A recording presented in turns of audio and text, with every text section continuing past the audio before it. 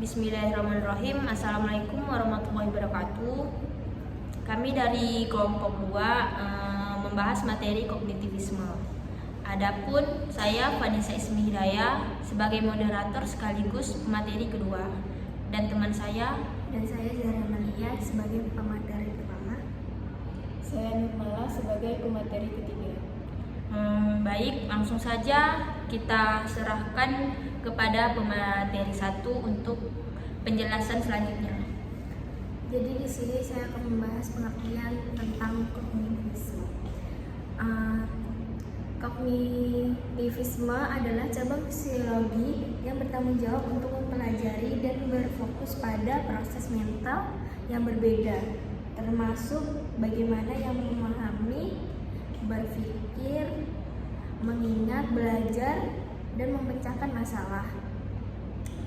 Kemudian, apa studi kognitivisme? Yaitu bertugas mempelajari kognisi, yaitu berbagai proses pemikiran yang terkait dengan pengetahuan. Karena itu dapat mengatakan bahwa fisiologi kognitif mempelajari mekanisme yang digunakan di dalamnya. Menggunakan indera, ia berusaha memahami cara orang memahami realitas yang dimilikinya melalui transformasi informasi sensori. Kemudian, ciri kognitivisme. Ciri utamanya adalah yang pertama, pengetahuan untuk kognitivisme fungsional. Yang kedua yaitu melalui itu Anda dapat mengembangkan rencana dan menetapkan tujuan mengurangi konsekuensi negatif. Yang ketiga yaitu berfokus pada proses pembelajaran dan bagaimana ini disimpan dalam memori. Yang keempat yaitu mereka memiliki basis penelitian untuk karya ilmiah. Kemudian kondisi lingkungan yang berbeda adalah bagian dari proses pembelajaran.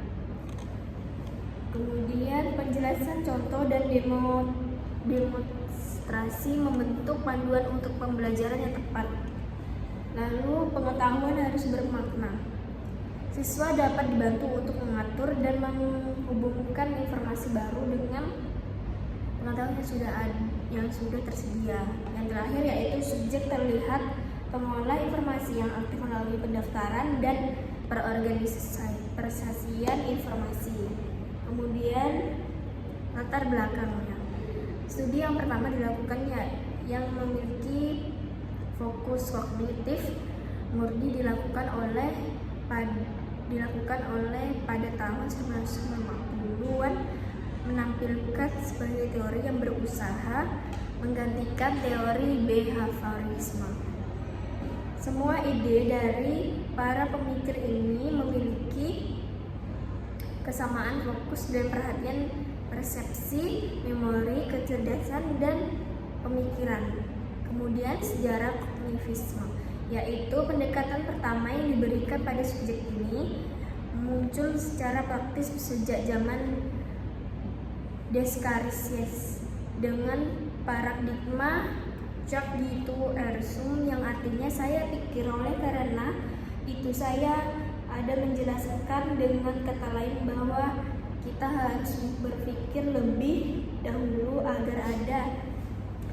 Secara historis teori ini adalah antara behaviorisme dan konstruktivisme yang merupakan pendahuluan.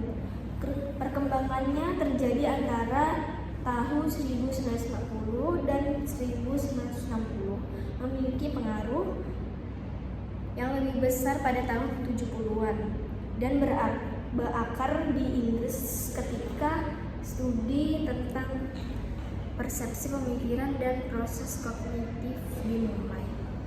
Kemudian saya akan serahkan kepada pemateri 2 yaitu Vanessa Ismi. Baik, saya akan membahas tokoh perwakilan dari kognitivisme, yaitu adanya tokoh utamanya yaitu Jean Piaget.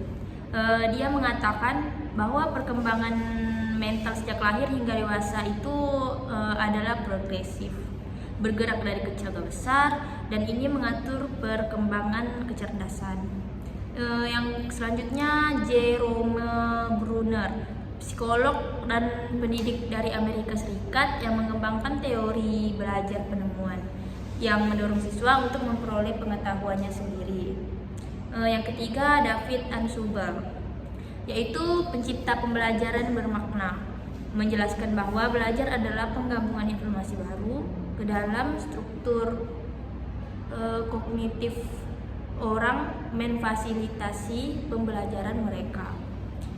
Yang keempat Robert Gagnon, menciptakan 8 tingkat pembelajaran yang berbeda.